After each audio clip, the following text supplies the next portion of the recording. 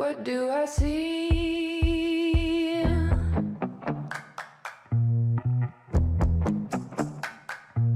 Is she walking back to me? Oh yeah, she walking back to me. Oh, pretty woman. Isso.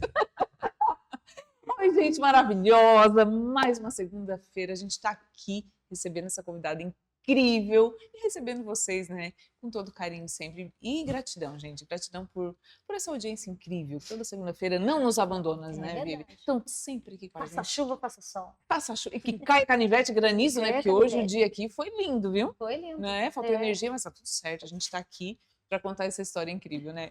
Não é? É sobre isso? Então vamos lá, antes de a gente começar, a gente tem que fazer o quê? Tem que fazer o quê, gente? Tem que lembrar vocês de se inscreverem no canal, Sempre ativarem o sininho, seguir a gente nas redes sociais e também seguir a nossa convidada hoje que tá aqui embaixo da legenda, toda a rede social dela, toda a rede, não, mentira, acho que até privada, não é? Tua rede social? É privada, então não adianta. Mas não manda, vai gente, manda o convitinho. Pode, manda o convitinho. Aceita. Mas sobre isso. Principalmente o pessoal que assiste vocês. Daí então esse tá. pessoal Olha, aceita, por favor, tá? É sobre isso.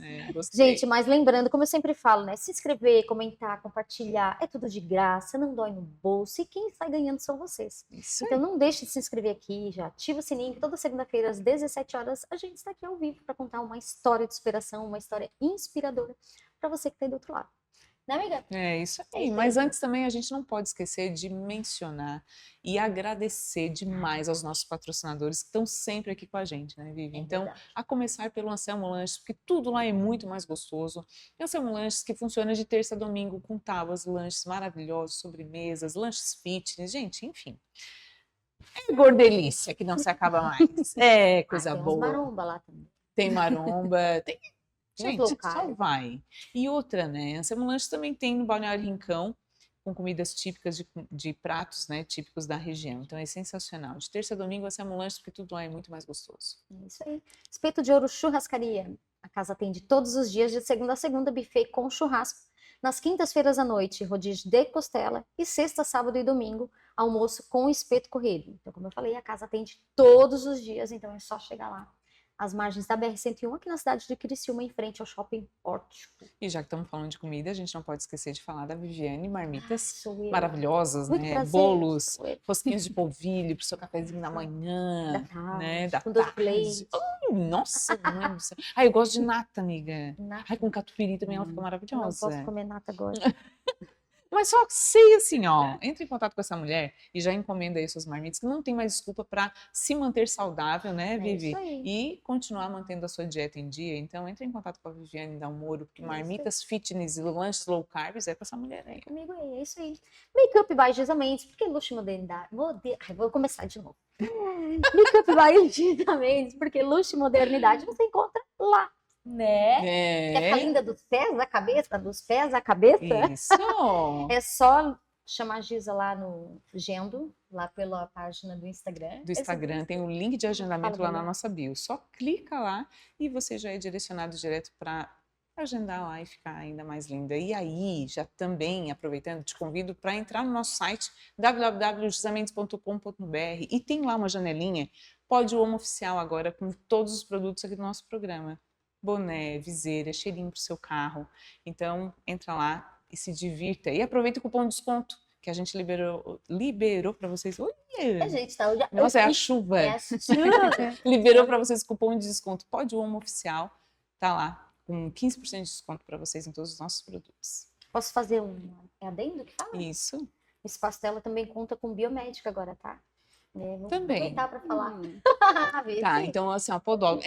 Quando a gente fala que é dos pés da cabeça, tem a podologia. Gente, é trata os pés, toma um café, faz as unhas e vai subindo. Aí quando chega no cabelo, a biomédica vai lá e cuida de você. É sobre isso. E mais sessão de psicologia junto. Então, de bônus, né? Vai uma sessão terapia, né? Para você relaxar. É sobre isso. Mas vamos lá, então. Fácil? Fácil. Meu Deus, é isso aí. Então vamos lá?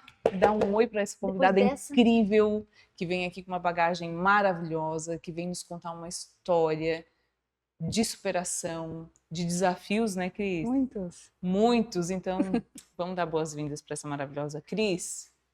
Obrigada. Obrigada. A vocês. Obrigada pelo sim, obrigada pela oportunidade de você vir de tão, mas tão distante, né? Então, gratidão por esse momento, né? Já foi rico esse nosso bate-papo aqui, Gostoso. gente, porque a gente já conversou uns minutinhos antes, Claro. né? Porque 1 hora é muito pouco para contar o quanto de conteúdo essa mulher tem hoje para compartilhar com vocês, e eu tenho certeza que vai inspirar muitas pessoas que estão aqui nos ouvindo. Não é Então, nem só conteúdo, né? História de É vida, né? quanta história vivida. É vivida. é isso Vivida. mesmo. São muitos Olha. anos. Me arrepiei. Eu sabia de uma parte, mas não de um todo. É de um todo, né? Né? Esse... É que tem que contar a verdade, né? É. A Vivi me Principalmente, a A Vivi verdade. me conhece de quando a gente era É, 2 toquinhos de 5 gente. anos, né? Vá. Eles achavam que a gente era irmãs. É uma É, esse amizade, também é é uma parecidinho. amizade meio longa. É. Nossa, vamos puxar aqui pra trás, estamos ferradas, né?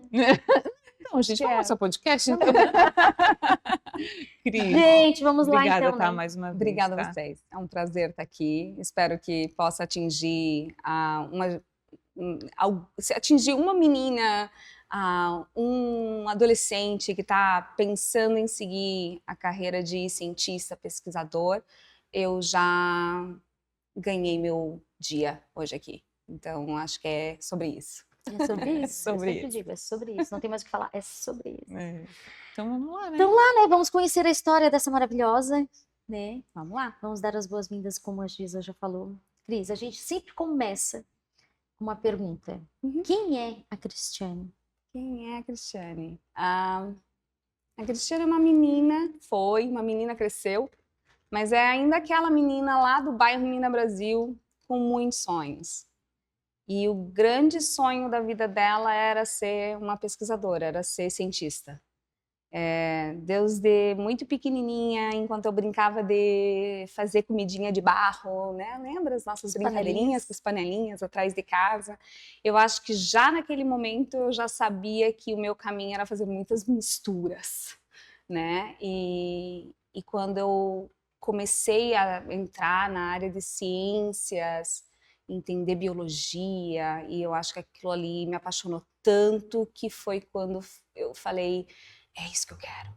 E eu acho que ainda é aquela menina perseguindo um sonho, porque a vida de pesquisadora, ela minha carreira não tá, eu não tô Não pronta. estaciona. Não estaciona, a gente não para de estudar nunca, né? Então, eu continuo seguindo esse sonho. Ele não está realizado ainda, né? Uma grande parte está. Sou muito feliz de todo o percurso, de tudo que eu vivi, onde eu estou, extremamente grata, mas não acaba aí, né? Ainda tem muito estudo pela frente, digamos assim. Então, sim, uma menina muito estudiosa, com muitos sonhos. Adoro, não sendo os da padaria, melhor É. ainda. Esse porco seja recheado. Errado, pelo menos, pra não virar pesadelo, né? Deus meu. E como que tu define hoje, assim, que começou essa tua trajetória? Eu acho que foi aí mesmo. Foi Desde nessa muito parte? criança, eu gostava muito de tudo Laboratórios que de era relacionado. escola, Era. não só as Tudo. panelinhas. Nossa, eu lembro como se fosse hoje, o primeiro dia que a gente entrou, gente, eu não sei nem que série a gente estava. A gente era muito pequeno, no colegião, né? 4º ano, eu lembro. Então laboratório. eu acho que foi isso. Enorme, tinha umas Que a cobras. gente gigantes. entrava, exato. Os aquilo me microscópios que fascinava, tinha os ali, microscópios. Tu cuspia na lente pra ver.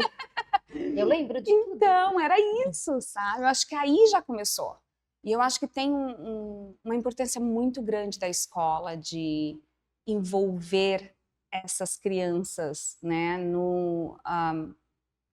na ciência, na engenharia, matemática, no que for. Mas dá oportunidade para a criança realmente brilhar no que ela se apaixonou, né? Não cortar. E eu acho que eu nunca tive isso. Eu sempre tive professores maravilhosos, sempre deixavam eu ver mais do que o que era determinado, né, naquela aula. Eu era muito curiosa. Eu ia para casa do professora minha, que eu era muito curiosa. Então, eu acho que já vinha já de muito tempo. Eu acho que assim, a carreira em si mais focada foi quando eu cheguei perto de vestibular, né, que você tem que realmente fazer sua decisão. E a gente estava no auge do projeto Genoma, e foi quando eu me apaixonei por genética. E foi assim, eu vou trabalhar com genética. E eu trabalho com genética. Então foi aquele momento, tá, agora eu sei para onde eu quero ir. E daí eu decidi fazer biologia, né? Entrei na biologia da Unesp, daí começa a trajetória inteira. Tu é formada na Universidade de Criciúma, Não, na Unesc. não é? Sim, orgulhosamente, segunda turma de biologia. Olha só. Aí Muito depois orgulhosa tu foi disso. fazendo doutorado, mestrado. Sim, a gente até tem essa história que eu comentei com vocês antes, que é muito curiosa, né? De que quando eu entrei na biologia, eu já tinha essa ideia de que eu queria ser pesquisadora. E eu lembro, a aula inaugural da biologia era licenciatura, na época não tinha o bacharelado, era licenciatura. E a coordenadora do nosso curso perguntou: mas o que é que vocês querem fazer com biologia? E eu, bem feliz, né? Eu quero ser cientista. E ela, você está no curso errado. Porque aqui você vai ser professora, né? Aqui a gente está fazendo licenciatura. E aquilo me deu um baque muito grande, assim. Só que eu sabia que a carreira de cientista, de pesquisador, não acaba aí, né? Você faz o curso, e pode ser biologia, pode ser biomedicina, pode ser bioquímica, farmácia, pode ser medicina, né? E você segue a carreira. O pesquisador, ele não está formado antes de ter um doutorado. Então, você realmente é um pesquisador, cientista, né? Quando você tem o seu PhD, né? O seu grau de doutorado. E eu sabia, eu falei, bem, tem um longo caminho pela frente aí, vou seguir. E tive professores maravilhosos, como eu falei, eu tive gente que me apoiou, eu acho que isso é muito importante também. Para aquele professor que apoia seus estudantes, briga pelos seus estudantes se orgulharem de ver que eles conseguiram, né, chegar onde eles queriam e teve ajuda, teve dedo. Porque o professor é uma peça fundamental. Chave, né? Acredito. Então, eu fui buscar aqui na bio dela. Professora da UCLA, doutora em genética humana, consultora em doenças raras e mitocondriais bioraras, diretora do Centro de Microscopia Mitocondrial. Deu até um trava-língua aqui. PhD. PhD é o último estágio? É o último grau de estudo oficial para você ter, né, uma habilitação para trabalhar como um pesquisador, como um cientista mesmo. Então, você faz um mestrado, né? Eu acabei fazendo 2 mestrados. Você faz o mestrado, depois do mestrado você vai para o doutorado, e isso já é o grau que você deveria ter. Obviamente, existe uma competitividade muito alta nessa área, então a grande maioria vai fazer um pós-doutorado, não acaba aí, né? Meu Deus. Então, eu tenho 3 pós-doutorados até 3 pós-doutorado. Tudo em genética. pós-doutorados em genética. E a gente achando que, né? São muitos anos, né? Se você Sim. pensa, eu terminei a biologia na Unesc em 2003. Meu último pós-doutorado... Meu Deus, tem que fazer conta. Dedinho aqui, ó. Muitos anos estudando. hein? Ó. anos. 10 anos atrás? 2016. 2016. Então, são 13 anos. Sim. Só entre Daí quando tu terminou os estudos... mestrado, doutorado, pós-doutorado. Aí tu terminou os estudos, daí tu já foi logo pro campo de pesquisa, assim. Como é que foi essa Durante o teu transição? doutorado Eu ia perguntar isso e agora. pós-doutorado é pesquisa já, né? Mestrado já é pesquisa. Na realidade, a pesquisa já começa na universidade. Então, quando eu estava na biologia, novamente, aquele professor, assim, meu professor de genética maravilhoso. Não, você quer ser pesquisadora? Vamos, vou conseguir um negócio para você, um estágio lá na URGS. Era bem gaúcho. Você vai para lá, fica um tempo lá, aprende, volta, vamos fazer as técnicas comigo. Eu comecei com ele. Na época era genotoxicidade ambiental. Então, era genética, mas voltada para a área de toxicidade ambiental. Então, eu trabalhava com ele numa área que não era exatamente a genética humana. E fui para a URGS, fiquei lá um tempo, aprendi, continuei a pesquisa com ele na Unesc mesmo.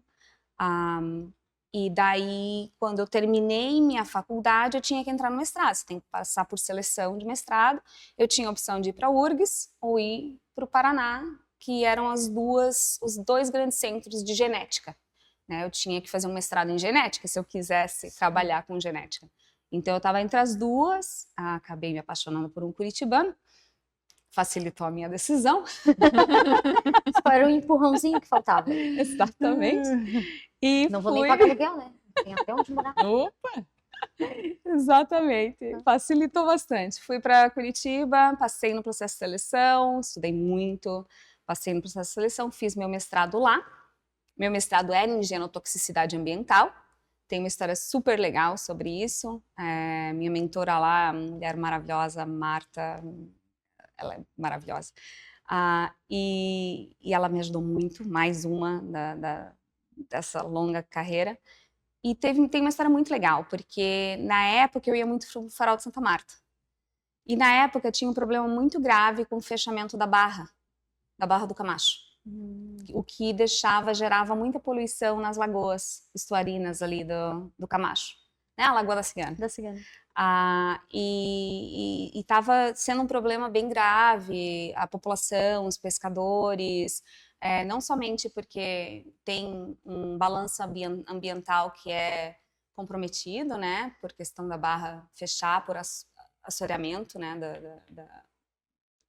da areia ali, como um acúmulo de genotóxicos por questão da agricultura, do Rio Tubarão, né?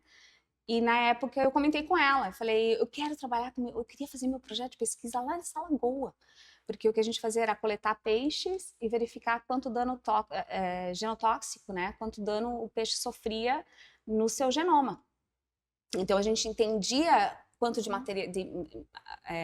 metais pesados, genotóxicos mesmo, que podem causar câncer na população. Inclusive, né, se come esse peixe, você está transferindo esses genotóxicos para você.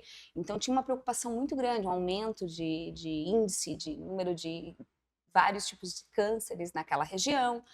E ela embarcou, ela falou, não, gostei da sua ideia, era longe, né, lá de Curitiba, não gostei da sua ideia, vamos mandar esse projeto para o CNPq, né, para pedir fomento, e a gente aprovou. A gente veio para cá, era super legal, a gente vinha com a caminhonete dela, com tudo em cima. E levando os peixes. Levava os peixes, pegava os peixes ali com a ajuda dos pescadores, que hoje são meus amigos. Legal. Então foi muito legal, assim, a comunidade se juntou para ajudar a Porque é gente. interior, né? Também, né? E foi muito gostosa essa experiência, sabe, ambiental. E daí rolou no Ministério Público, né, um pedido para abertura da Barra. O meu trabalho de pesquisa foi publicado em revista científica, foi usado como prova de que era necessária a abertura da Barra. Hoje a Barra está aberta, né? Por favor, não tenho nada a ver com isso, só fiz trabalho de pesquisa. Parabéns pela população, porque eu acho que é sobre isso. A união faz a força de verdade, né? E eles conseguiram. Só que naquele momento eu sabia que eu queria genética humana. Não era ainda o que eu queria. Não era os peixes, Não era os peixão. Então, eu sabia que não era aquilo. E na época, com todo o desenvolvimento do projeto Genoma Humano, a gente via aquilo lá fora, meu Deus, eles estão sequenciando o genoma. E a gente não tinha acesso àquele tipo de tecnologia aqui no Brasil, né? Se tinha nos grandes centros, São Paulo, mas era bem difícil e um acesso bem limitado, né, para o que tinha lá fora. Então, naquele momento, eu sabia que quando eu terminasse aquele mestrado, eu tinha que seguir e tentar lá fora. E foi o próximo passo, assim. Aí tu pegou, vou pegar um avião, vou lá bater na porta. Foi mais ou menos assim. Ela pegou a força daquela Foi mais professora ou lá, menos que disse que ela não ia ser pesquisadora, que ela ia ser, né? Ela disse, com esse empurrão que eu vou agora. Foi mais ou menos assim. Eu terminei meu mestrado, meu marido terminou, ele estava fazendo biologia também, biólogo também, na PUC do Paraná. E a gente ficou meio sem perspectiva, né, no Brasil. Não era o que eu queria.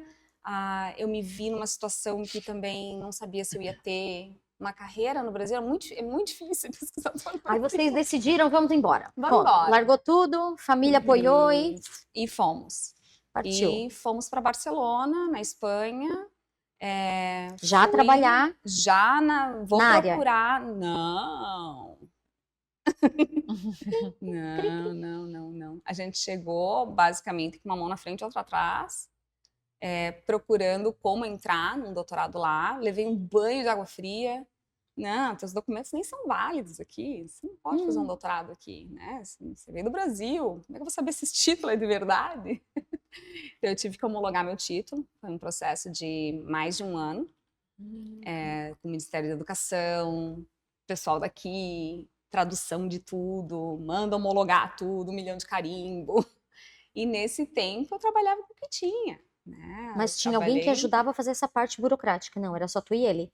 Que tinha que correr atrás e buscar e... E a gente Isso tinha tudo que falando descobrir muita português. coisa. Aquelas, isso tudo falando português?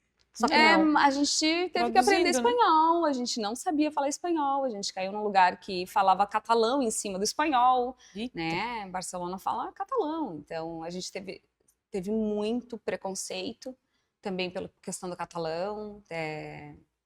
Tem uma história, né? Quando eu entrei já no mestrado, a professora olhando pra gente dizendo: vocês estão na Catalunha, arranjem namorados catalães, vocês vão fazer a aula em catalão. E eu estava no mestrado internacional que deveria ser em inglês. Então teve muitas dessas histórias assim, de, tá bom, eu vou continuar tentando. Mas sim, homologou meu título, aí comecei a aplicar para bolsa de doutorado, você tem que fazer um processo de seleção. Encontrei minha mentora maravilhosa que estava vindo da Noruega, montou o laboratório dela em Barcelona, que também foi outra que me apoiou de braços abertos. Falou, não, vamos tentar, você tem notas boas, né, homologa. E daí fiz prova, homologuei, vários desafios. E entrei para o mestrado, que era um mestrado-doutorado, porque o meu mestrado não era válido lá. Eles homologaram a minha biologia e consideraram os meus créditos do mestrado. Tudo Quase que tu conspirando pensou a assim, desistir. tudo foi em vão. Vou voltar embora com a mão na frente, outra atrás de volta, eu vou voltar. Não. Se eu não fosse bem teimosa, Ainda bem bem que é. belincar, porque quem é belincar sabe. Se eu não fosse bem teimosa, eu tinha desistido faz tempo, né? Mas eu acho que eu tenho uma cabeça bem dura, assim, e continuei. Ainda bem. E aí da Espanha foi parar nos Estados Unidos. Aí na Espanha eu fiz mestrado, doutorado, terminei ali, comecei um pós-doutorado em Madrid, que foi o momento que eu comentei, né, que eu decidi voltar para o Brasil por questões familiares, foi um momento difícil, pessoal, não era profissional, profissionalmente ambos estávamos muito bem na área, mas foi um momento pessoal muito difícil, que bateu aquele desespero de voltar, e a gente meio que voltou, a gente não tinha nenhum plano quando a gente voltou, a gente decidiu de um dia para o outro, a gente empacotou as malas e voltou. Basicamente, a gente foi morar na fazenda do meu sogro, passamos 6 meses lá no Rio Grande do Sul, numa cidadezinha muito pequenininha chamada Torrinhas, na divisa com o Rio Grande do Sul. E Aí tu virou fazendeira. basicamente era 6 meses? Já 6 deu bem meses para lá. aprender tudo. Mas naquele momento eu sabia que também eu tinha que procurar voltar para a área e comecei a investigar como que eu poderia e desde lá eu já estava olhando e não foi assim, eu vou desistir completamente.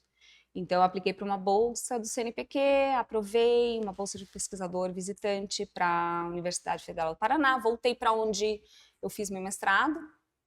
Que não era válido lá. Mas eles aceitaram meu doutorado aqui.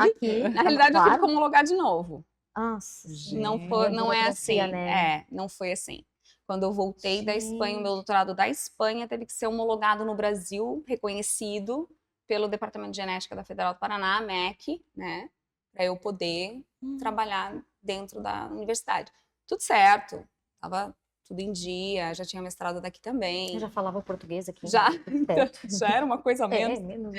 E entrei como pesquisadora visitante, fiz meu projeto de pesquisa, aprovei, tive meu grupo de pesquisa dentro de com colegas de lá, professores maravilhosos, mais uma vez, que me acolheram, abriram seus laboratórios, deixaram eu ter minhas ideias malucas. E desenvolver um projeto de pesquisa que nem era a área deles, né? Disseram, não, vai. E me deram toda essa oportunidade. E daí eu fiquei aqui, tive minha filha, ficamos aqui 3 anos no Brasil.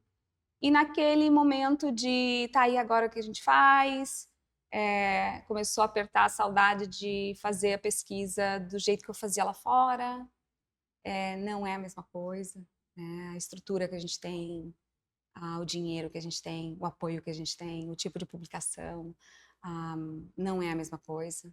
Então isso começou também a pesar. E daí voltou aquele chefe lá de Madrid que eu acho que ele não se conformava com o fato, porque desde o começo ele falou, você não pode voltar, o que você está fazendo? Não faça isso com a sua carreira.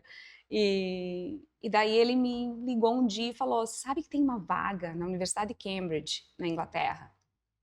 Tua cara, e que você tinha que aplicar? Eu falei, tá. Nunca vão me chamar da Universidade de Cambridge, eu tô em Curitiba. Tô de passagem, gente. Não precisam de mim lá, sabe? Ele já era já era uma posição mais de gerente, já de um centro de microscopia avançada, na mesma área de doenças raras, doenças mitocondriais. E eu apliquei para essa vaga e fui chamada. Então, a gente teve basicamente um mês para... Gente, organizar tudo. De novo. E daí, desde então, tá lá até hoje. Não? Eu vou descruzar a perna que tá começando a ficar dormente, vou cruzar pro outro lado. Gente, são muitos anos. Só esclarece para as pessoas, porque assim, eu até sei o que é células mitocondriais. Mas eu gostaria de ouvir de você falar, Claro. né, essa questão, né, qual é o foco principal. Sim. E quando você fala em doenças raras, né, hoje, cada dia aparece uma, né? Que quando tu vai conversar com Quão alguém, raras são, né? não, é isso. Eu me pergunto Gostaria isso de ouvir também. um pouquinho. Eu trabalho Antes de ela falar, Isso. o próximo passo. O próximo passo é onde eu estou, então então esse já é mais fácil. Mas eu, desde o meu doutorado, eu comecei a entrar na linha humana de trabalhar com defeitos mitocondriais. Não era nem doenças mitocondriais naquele momento, mas entender como que um defeito na mitocôndria causa um defeito energético que pode te causar uma doença. Né? As mitocôndrias são os geradores de energia das nossas células, os grandes geradores. Então, se você tem qualquer problema nessa organela celular, né? Vamos fazer uma cidade, você tem os geradores, começa a falhar, você fica sem energia, né? Basicamente o mesmo conceito. A gente tem elas em praticamente todas as células do nosso corpo e elas são altamente ativas em órgãos muito importantes, como cérebro, músculo, coração, né? Então, quando elas falham, você tem déficits de energias que causam doenças. Então, elas são extremamente importantes para a gente estar aqui conversando agora, né? E vivendo, não é nem, meu Deus, energia para vou malhar também, mas para você viver seu dia a dia. E daí eu entrei na linha de doenças mitocondriais, doenças genéticas mitocondriais, que são normalmente herdadas, né? Ocorrem por mutações no nosso DNA, no nosso genoma, que pode ser tanto nuclear quanto mitocondrial. A mitocôndria ela tem o seu genoma. E você tem doenças genéticas causadas por essas mutações. Né? As doenças mitocondriais elas são super amplas, são os erros de metabolismo que mais existem, né, dentro das doenças raras. É um grupo super heterogêneo, então é difícil de eu dar um exemplo porque são muitos. E geralmente, pois, isso afeta desde desenvolvimento motor, desenvolvimento cognitivo, tem muitos estudos também, né? A mitocôndria é importante para câncer, envelhecimento, mas nas doenças raras, geralmente são mutações em genes que trazem proteínas que são importantes para na sua maioria, cadeia respiratória mitocondrial. Né? A cadeia respiratória mitocondrial é onde a mágica acontece, é onde essa energia é produzida dentro da sua célula. Por isso que quando eu tive o câncer ali, a minha proteína KI67, ela estava... Então, ela que descompensa a célula? Num câncer, o câncer ele é muito mais complexo porque você acaba tendo outras mutações, né? Não é só mitocondrial. Hoje a gente sabe que sim, existe um componente importantíssimo da energia, né? Das mitocôndrias no câncer.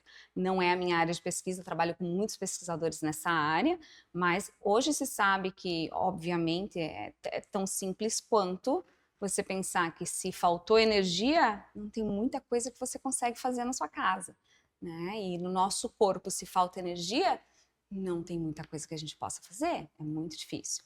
São doenças que até esse ano não tinham nenhum tratamento, a gente teve o primeiro tratamento para doença mitocondrial realmente aprovado pela FDA esse ano, recentemente, mas não existem, são todos tratamentos realmente de sintomas, né? De amenizar, tentar melhorar a qualidade de vida, mas não existe exatamente um tratamento eficaz que corrija essas mutações e essas deficiências, né?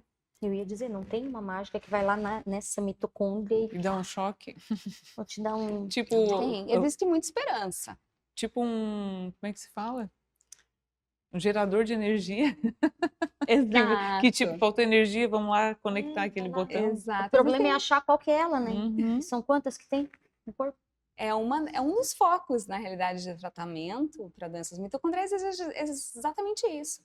É bypass, né? É sobrepor essa falta energética. Então, vários dos suplementos, porque geralmente a gente tenta amenizar os sintomas com cofatores, que são suplementação para dar um pouco mais de boost energético, amenizar danos por espécie reativa de oxigênio, que a mitocôndria tem um papel fundamental nisso também.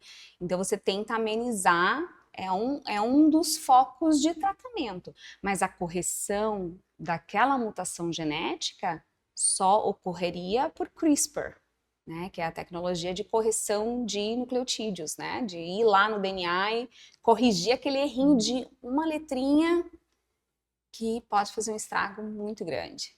Então... E a questão das células tronco, né? Como que tá esse andamento, assim? Porque eu estava vendo ali um pesquisador comentando que, segundo pesquisas, né? Daqui 5 anos não haverão mais pessoas obesas e doentes. Terão pessoas velhas, mas com esse estudo tão aprofundado sobre as células-tronco, eles vão trabalhar muito em cima disso, que as pessoas vão só ficar velhas, mas não irão ficar doentes. Existem, o que eu sei, eu não trabalho com células-troncos, né? Não é meu foco de pesquisa, mas tive pacientes, né, na consultoria vindo perguntar sobre o tema, da doença mitocondrial. Não existe nenhum estudo realmente comprovado clinicamente de eficácia das células-troncos em doenças mitocondriais, né? Existem outras doenças. Então, como eu comentei, as doenças mitocondriais elas são bastante complexas, né? A base de tratamento é bem diferente e ela ocorre em tecidos muito complexos também.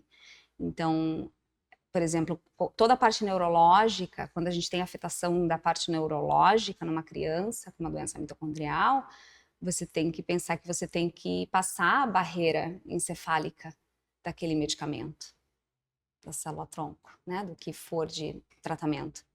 E isso já é um impedimento muito grande. Muitos medicamentos não chegam lá. Então, a entrega do medicamento no órgão, a entrega do CRISPR, dessa correção, o CRISPR hoje, a gente acabou de aprovar, inclusive na UCLA, tratamento com CRISPR para doenças, síndromes, né, genéticas, mas mais na parte imunológica, né, porque o sangue ele está mais viável de fazer correção, né. Quando você quer atingir músculos, coração, cérebro, é um pouco mais complexo de você conseguir colocar aquela enzima que vai lá e corta o DNA naquele núcleo daquela célula, são muitas células, para fazer a correção. Então, aí é onde a gente ainda não conseguiu fazer que o CRISPR seja adotado para a grande maioria das síndromes genéticas, né? São pouquíssimas até o momento que são tratáveis com essa tecnologia de correção de base mesmo, que seria realmente a cura de uma doença genética, Sim. né? Todas as outras são maneiras de mediar os sintomas. E muitos poucos estudos também em relação ao Parkinson, né? Mesmo sendo genética, né? Quem tem um fundo genético importantíssimo, existem dentro do Parkinson já determinado a causa genética, que a gente já sabe quais são os genes que mutam e causam o parkinsonismo, existem genes mitocondriais. A gente pode dizer que existem Parkinson, a doença de Parkinson, que é uma doença mitocondrial, né? Porque a gente já sabe que são genes que causam essa doença. Nesse sentido, tem esse grupo de doenças em particular, causada por esses genes, né? Porque eu não posso generalizar para todos os tipos de Parkinson, eles são diferentes, né? Esse é um Parkinson familiar, de início precoce, bem complexo, de fundo genético realmente comprovado. A gente tem os genes que são os causais, e a gente tenta terapias, porque, como eu falei, aí a minha área, né, entra na parte mitocondrial. E é muito interessante o principalmente essas mitocondriais, o que acontece dentro da célula. A mitocôndria, ela sofre danos, ela é um gerador de energia, ela falha, ela envelhece, ela tem que se renovar. E essa proteína, ambas essas proteínas que são descritas nessa doença, Parkin, PINK, LRRK, esses genes, eles fazem com que essas mitocôndrias defeituosas se acumulem. Elas basicamente são as proteínas que direcionam a mitocôndria danificada para reciclagem. A gente tem um sistema de reciclagem dentro da nossa célula, né? A organela, ela envelhece, ela fica defeituosa, você precisa levar ela para ser digerida pelos lisossomos, retirar ela de dentro da célula e fazer uma nova, né? Esse processo é conhecido como mitofagia, a degradação, a autofagia da mitocôndria. E sim, existem, dentro do parkinsonismo, existem genes que causam acúmulo dessas mitocôndrias defeituosas. Quando você acumula a mitocôndria defeituosa, você gera um comprometimento da homeostase celular e gera uma deficiência no fabricar organelas novas que possam gerar energia de uma maneira eficaz. De uma maneira saudável. E isso causa doença. Também a própria mitofagia, esse termo, essa reciclagem dessas organelas, é uma proposta de terapia. Em doenças mitocondriais, a gente acabou de lançar um preprint, né, que é a prévia de uma publicação científica, que é com base em um tratamento para tentar ativar essa via de sinalização, para a gente tentar retirar essas mitocôndrias que estão danificadas. E tu acha que é um caminho mais próspero de repente, a cura do autismo? O autismo, ele tem um fundo genético, né? Todos sabemos, mas ele é sua maioria, uma herança multifatorial, né? Você tem a questão genética, mas tem a questão ambiental, fatores de risco, o que aconteceu, mas sim, o fundo genético é bem importante. Existem autismos que são mitocondriais, né? A gente diagnosticou uma criança, fomos os primeiros a encontrar um gene mitocondrial que a gente descreveu, uma criança aqui do Brasil, que sim, tem um autismo gerado por falta de energia mitocondrial. E isso é super importante de conversar também, porque a doença mitocondrial ela é tão difícil de diagnosticar, porque ela é tão heterogênea, que deixa todo mundo meio perdido.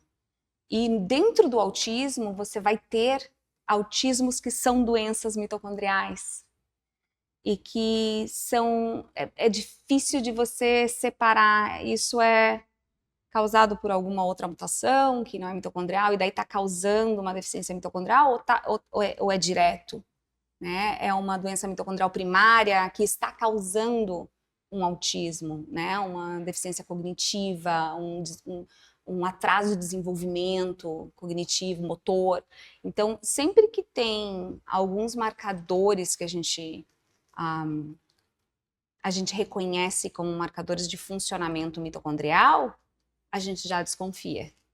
Né? Então, se a criança com autismo ela tem ali alguma dificuldade motora, faz alguns exames que indica que tem alguns marcadores, né, que são bem específicos, mitocondriais, uma acidose metabólica, né, que é basicamente o pH do sangue que não está ok, porque as mitocôndrias não estão funcionando direito. Então, existem marcadores que hoje a gente já usa como vamos tentar ver se tem alguma coisa aqui meio mitocondrial para ver como tratar. E é bastante impressionante que os casos que são, né, que são identificados realmente causais por um dano mitocondrial, a suplementação ajuda muito. Os cofatores mitocondriais, eles sempre ajudam muito essas famílias, porque não é... A doença mitocondrial, ela vai desde doenças fatais, que a criança não sobrevive semanas, dias, né? Elas são bem graves, até comprometimentos mais sutis, que de início, em variadas etapas da vida, isso que é tão complicado em doença mitocondrial. Existem doenças mitocondriais de início na idade adulta, né? Que acontece... Do nada você começa a perceber que está com fraqueza muscular, já confunde com uma fibromialgia, né? Então ela é bem complexa de diagnóstico. E as doenças como um parkinsonismo por uma mutação em genes mitocondriais que ocorre também na idade adulta, mas um pouco mais avançada. Então você tem o rango inteiro, do 0 aos 45, que você pode desenvolver uma doença mitocondrial.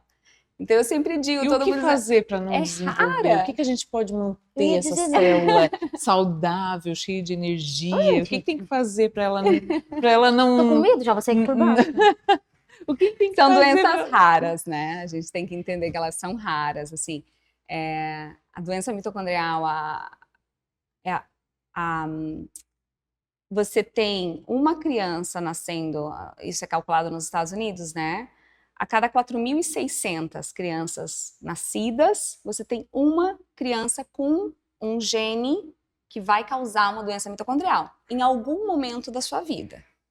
Né? Não precisa ser naquele momento, pode ser com 45 anos. Então, ainda é uma doença rara. Né? Não é uma coisa que todo mundo pode ter tão ocasional assim. Mas precisamos sim cuidar das nossas mitocôndrias, porque elas têm um papel importantíssimo no envelhecimento. Exatamente. Né? Então, aí já é outra história. Aí já entra a parte que tu já entende o que tu tem que fazer. É sobre isso? É? Não. Não, talvez. Mas de repente deve ter uma fórmula mágica, a gente vai perguntar para ela. Então, existem coisas que a gente pode evitar, né? Obviamente que são maus hábitos, né? Tabagismo, álcool, Dormir mal. exato, estresse, né? Tudo aquilo que a gente estava conversando ali naquela hora. Exato. Se morar numa lascou. rede na cigana, daí... Vai morar lá na beira da cigana. Tem que ter uma Vai comer o peixe lá, que ela fez as pesquisas lá. Que liberou a barra. Vai ficar lá na casinha ou na pousada. Os peixes que não tem mais contaminação, né? né? Tem que comer bem, tem que exercitar, né? A gente tem uma perda progressiva muscular importantíssima a partir dos 45 anos, né? Que basicamente o que acontece é que você tem uma fraqueza muscular progressiva e que as tuas mitocôndrias estão ficando velhas. Então quer dizer que essa E que geração você de precisa hoje, que cuidar não delas. tem uma atividade frequente igual a gente quando era criança, que corria, que brincava, que pulava, que eles são tudo sentadinho ali, então eles não têm esse músculo. Não vão ter, né? Não Na tem realidade, isso. a criança ela tem uma capacidade absurda de regenerar as suas organelas, né? Obviamente que se você coloca ali maus hábitos naquela vida, não é bom, né? Não. Por favor. Mas elas ainda têm um funcionamento molecular extremamente ativo. Né? As mitocôndrias funcionam bem, tem pouca espécie reativa de oxigênio ali, elas ainda reciclam e regeneram, né? E nascem novas mitocôndrias, ou se, óbvio, com uma vida mais ou menos saudável. Mas a carga da vida não saudável, essa sim, causa um comprometimento, porque uma das grandes causas do envelhecimento é justamente acúmulos de mutações em DNA mitocondrial. E a gente sabe disso. Isso a gente tem milhões de pesquisas já, a gente entende o que acontece. E então uma das coisas é como é que eu vou evitar a espécie reativa de oxigênio? Comendo bem, né? Às vezes simplesmente você comendo antioxidantes que estão ao nosso redor, frutas, vegetais, né? Vitaminas corretas, já estão ali. Não é exatamente comprar um frasco da farmácia, né, e tomar aquelas vitaminas. Se você consegue fazer uma alimentação balanceada, saudável, você já está protegendo. O outro grande fator mitocondrial é exercício. Porque quando você está fazendo exercício, você precisa de mais mitocôndria. Como você precisa de mais mitocôndria, sua célula vai mandar a mensagem para fazer mais. E a gente chama isso de biogênese mitocondrial. Biogênese mitocondrial com a progressão da idade é importantíssimo. Né? Então, se você não faz exercício para estimular essa nova produção de mitocôndrias saudáveis para produzir energia, não vai produzir. Né? Enquanto que uma criança, como você falou, a reciclagem ainda ocorre mais ou menos normal, tá tudo certo, né? Mas com o avançar da idade, essa reciclagem também falha. E de quanto em quanto tempo vocês acabam descobrindo uma nova doença? Doenças raras, a gente tem o que? 6.000, acredito. Eu teria que olhar já, mas não saberia te dizer exatamente quantos. A gente teve um boom por causa do Projeto Genoma, né? Então, muitas dessas 6.000 foram identificadas assim rapidamente naquele começo do Projeto Genoma. Daí saiu um atrás do outro, assim, né? Um gene causal. Hoje a gente já está em busca daquela agulha no palheiro já, porque o Projeto Genoma foi, né? A gente tem acesso a tudo isso. O sequenciamento ficou muito mais barato. Hoje em dia o diagnóstico genético é muito mais fácil. Então, isso facilitou muito e a gente teve muita descoberta de doença genética. Hoje a gente já vai um pouco mais lento. O processo já começou a ficar um pouco mais intrincado, né? A gente faz parte, por exemplo, de centros de doenças genéticas não diagnosticadas. Existem várias doenças genéticas que os pacientes demoram entre 7 e 10 anos para diagnosticar. Porque a complexidade da genética humana é tanta que você, olhando os genes da maneira que a gente olha para um diagnóstico, já não é mais o suficiente. A gente precisa ser um pouco mais criativo agora. Procurar em regiões que antes a gente pensava que não eram funcionais, procurar algo que pode estar controlando aquela região, não o gene em si ter uma mutação. Então, a gente está avançando também com outros tipos de diagnósticos genéticos, cada vez mais, para chegar encontrar esse outro grupo de doença genética que está ainda escondido. A gente tem muitos pacientes sem diagnóstico. Não é que a gente, né, o próprio autismo, a gente sabe que tem uma base genética importante, mas tem muito ainda para entender dessa complexidade da genética humana. Sim. Por isso que falou que nunca para de estudar. Não tem como? Não tem loucura. como. Gente, a cabeça é um computador. Ela começou Nossa. a falar umas palavras difíceis ali, eu já fiquei, meu Deus. Não, e eu já imaginando a célula, aquela coloridinha, verdinha. Aquelas que a gente vê no livro, né? Elas são uma Ameba graça. ainda. É Elas são super uma legal graça. olhar elas no Não, microscópio. deve ser. A minha filha adora. Gente, Minha filha vai no Bacana. laboratório e ela fica Ai, assim, imagina. encantada. gente, sabe o que passou na minha cabeça ela falando? Eu tava falando ali do 4º ano que a gente fazia aula no laboratório, né?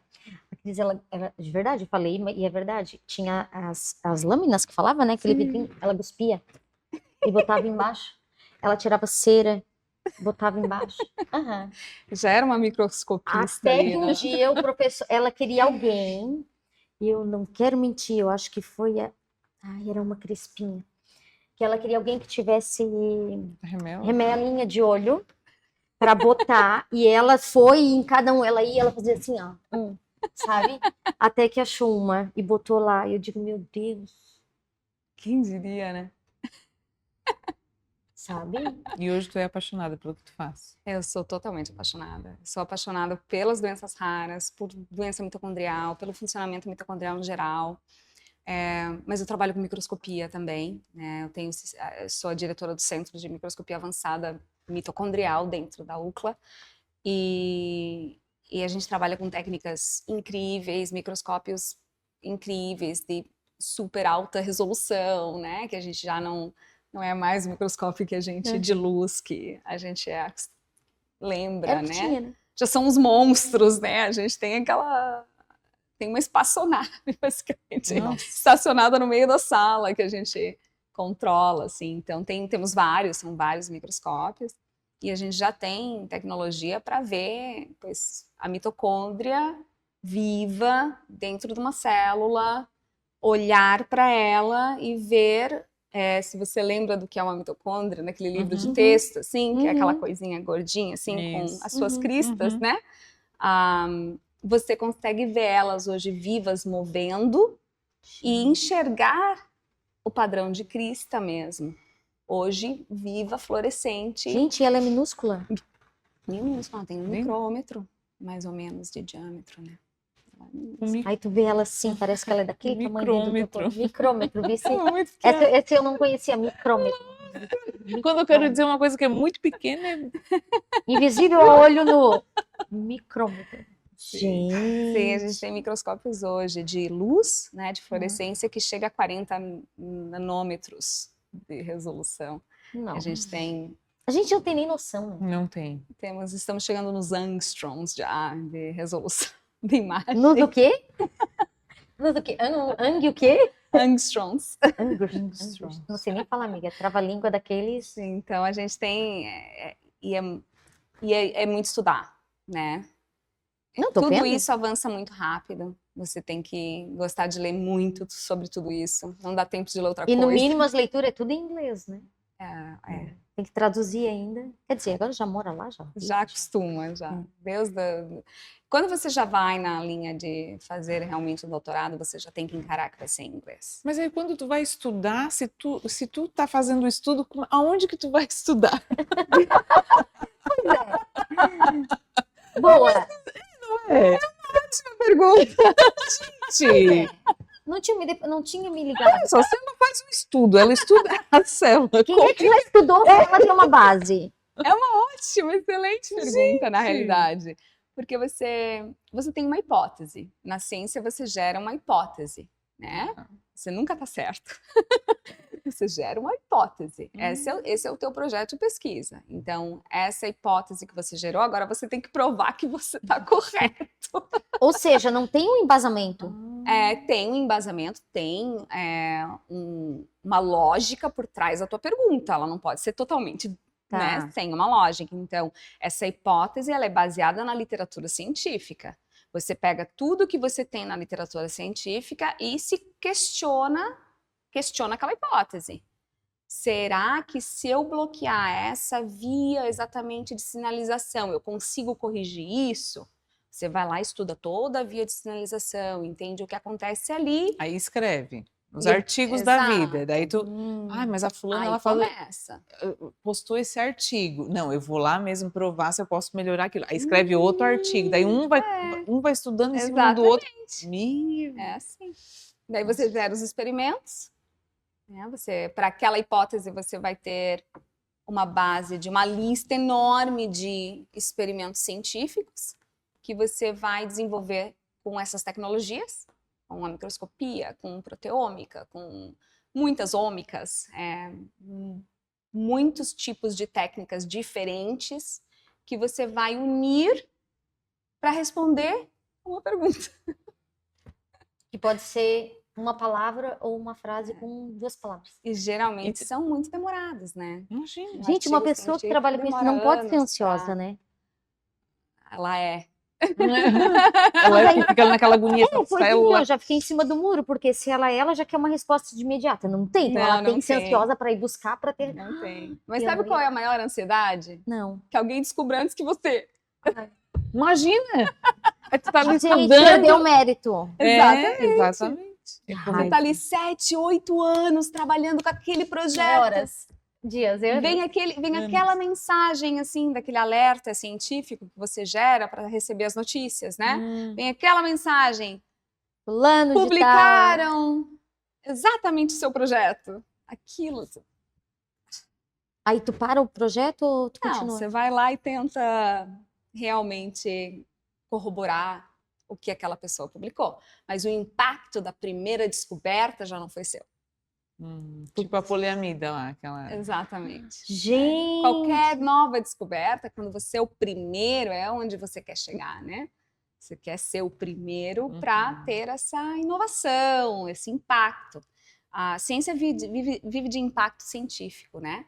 A gente vive de jornais, do valor, do impacto daquele jornal. Então, se você vai com jornais tipo Nature, Cell, Science, esses são os que todo mundo quer, né? São super competitivos e são difíceis de conseguir, só que, obviamente, né, você quer chegar lá, você quer aquele fator de impacto que a gente diz. Não necessariamente nossos Nobéis publicaram nessas revistas por Sim. casualidade ou destino, não sei, é complicado de conversar sobre isso. Mas eles, é o foco da maioria dos pesquisadores, é chegar nessas revistas de alto impacto. então o que te move hoje dentro da ciência é te chegar nisso. É o que Que eu me... ia perguntar, o que te É. move hoje dentro dessa ciência toda? É tu chegar nesse... Para se manter vivo como pesquisador, a ter uma carreira longeva na ciência, é isso. Você precisa publicar. Eu acredito também em salvar vidas, né? Tipo ali, né? A descoberta dela, né? De fazer uma pessoa andar. Sim, sim, é É fabuloso. quase que Jesus Cristo, né, cara? Ele A fazer um milagre, sensação, né? quando você ajuda, por É. exemplo, né, quando a gente teve esses casos de diagnóstico, de fechar diagnóstico genético dessas crianças que estavam há anos esperando, o pessoal da gente é muito impactante, é maior do que o fator de impacto da revista. Essas descobertas que eu fiz não foram em altos impactos, né? Não foram em revistas de alto impacto. Eu tive outros, mas não exatamente esses associados a essas crianças que a gente ajudou. Esses, pessoalmente, são muito mais gratificantes, obviamente. É uma sensação maravilhosa poder ajudar alguém assim tão diretamente, né? Mas o sistema não é o que o sistema quer. Então, para a gente progredir na carreira científica, você descobriu lá, ajudou a criança, parabéns, muito bem, ajudou, né? Mas não é isso que faz a progressão da sua carreira. A progressão da sua carreira são as revistas de impacto. Então, Gente, chocada! Já tô na hora, viu? Então, tu viu, Guri? A gente nem contou a segunda parte, que ela falou que foi fazer isso, que foi fazer aquilo. Acho que ela vai ter que vir outro dia. Vai ter que vir. Vamos Ai, que esperar a pena, próxima né? volta no Brasil. Fiquei aqui fascinada. Vocês ficaram também? Eu Gente. fiquei. Ai, Cris, que maravilhoso. Cris, que mensagem que tu deixa? Tu falou no início, né? que se tu atingir 1%, Não, Uma pessoa. Um estudante hoje, que está na universidade, que está no colégio, onde se eu atingir um que disser assim, nossa, eu quero ser pesquisador porque eu gostei tanto dessa história, eu já me realizei. Porque eu trabalho com estudantes, né? A gente tem estudante de doutorado, tem estudante até de escola mesmo, de ensino médio, que vem pra gente, que já para ter essa experiência. E eu acho que essa é o grande impacto, na realidade. O grande impacto é esse, é inspirar a nova geração de cientistas. Não é a grande descoberta. Sim. E legal que não, ela em nenhum momento falou do IA, né? Não. Isso é na raça e no punho, né, É cara? no zóio. É no zóio? É, os olhinhos bons, É hein? na raça? Hum, Não, tem uns aparelhos lá que ela falou no meio. que massa. Que massa. Ai, Cris, obrigada. Obrigada a você. Obrigada mais uma adorei. vez. A gente quer te agradecer. Adorei. A gente quer deixar a porta aberta para te vir em outro momento. Claro, será Contar um a segunda prazer. parte. A parte que tu falou que teve que largar isso, que pegou aquilo, que passou por isso, passou por aquilo, que quase pensou em desistir, mas voltou. Vai ter a parte 2, tá, gente? Vocês aguardem. E o que eu ia falar outra coisa? Me esqueci. E o presente Ai, o da presente convidada. a gente tem um mimo para você. Que linda! É só uma forma, né, de agradecer o teu sim. Obrigada. Agradecer o teu tempo, né? A gente sabe que tu tá aí toda. Nossa. Vai pra cigana. Vou tomar os meus drinks para potenciar minha mitocôndria. Adoro. Mas, Cris, assim, ó. Maravilhosas, obrigada. Eu não sei nem como expressar, porque são tantas palavras no linguajar que não é do nosso costume, né? Mas eu fiquei instigada em pesquisar algumas coisas que tu falou para tentar entender o corpo humano também, né? E apesar de que a gente sempre sabe só o básico, né? Mas tu carrega uma bagagem, amiga, que olha. É grande. Cara, ela vinha falando e vinha passando um filme na minha cabeça. Vinha passando um filme de tudo que a gente viveu lá dos 5 anos de idade até, né? O nosso ginásio, né? Que era o ginásio. E ela falando das coisas que fazia, eu lembrando, ela ia lá, né, no pátio do colégio, e não sei o quê, atrás da casa da mãe dela. Gente, quando ela dava uns ataques dentro da sala, que tinha que segurar a língua para ela não engolir. Meu Deus, era tudo isso, Ansiedade a sabe? mil. Sabe? Então, assim, ó, passa um filme. E saber que alguns professores daquela época, né, te desafiaram também, que eu lembro de alguns, Sim. né, e disse, essa menina não vai para frente, não termina o ano, Uhum. ela não vai terminar o ginásio, alguns falaram. Perdia muita aula, mas ela chegava na outra aula, parece que ela estava na aula anterior, cara, porque ela sabia mais do que nós que estava presente na aula. Então, assim, ó, te parabenizar pelo teu estudo, pela tua dedicação, pelo teu direcionamento. Tu realmente faz aquilo que a gente fala, né? Quando tu faz o que tu gosta, quando tu faz, muito bom. tu te entrega, E o olho brilha, né? muito sabe? Ela a todo momento falando, Uhum. é perceptível isso, sabe? Que tu faz isso porque é a tua paixão, é o que tu ama. É o único jeito. Se você quer ser cientista, você tem que amar muito, porque pode ser ingrato, é muito difícil, requer muita dedicação. Eu acho que toda profissão hoje em dia requer muita dedicação, mas pode ser muito ingrato. Então você só faz porque realmente você ama demais aquilo. É quase uma coisa que você vai fazer porque você tem aquele dom mesmo, você veio com aquilo. É o teu Porque propósito senão, de vida. é um propósito, não é... É difícil. Eu ia perguntar de família, de tudo, vamos deixar a gente pra parte 2. Agora não A dá mais, parte não dá mais Não dois, deu não dá mais tempo, tempo. desculpe. São muitos anos. São muitos anos. Ai, gente, não deixem de se inscrever no canal, não deixem de seguir a gente nas redes sociais, ativarem o sininho, claro. E não deixem de assistir de novo, E de novo, novo, e né? compartilhar. E compartilhar toda essa informação, todo esse conteúdo, que tá muito rico. É verdade. E eu tenho certeza absoluta que vai tocar em alguém. E é sobre isso, né, amiga? É Nosso isso. propósito de estar aqui, né? Com certeza. Compartilhando tudo Compartilhando essas histórias incríveis, né? De desafios de idas e vindas, isso. né? E hoje está aí, né? Realizada, né, Cris? Obrigada mais uma vez, foi um Obrigada a prazer. vocês, um prazer tão grande. E ainda, né, que foi em português, porque era até ser inglês. Ai, amiga, tem que ter o negocinho aquele de tradutor aqui, ó. É. Ai, gente, a gente encerra por aqui. Um beijo, fiquem com Deus. Até o semana que próximo vem. segunda. Tchau, tchau. Tchau.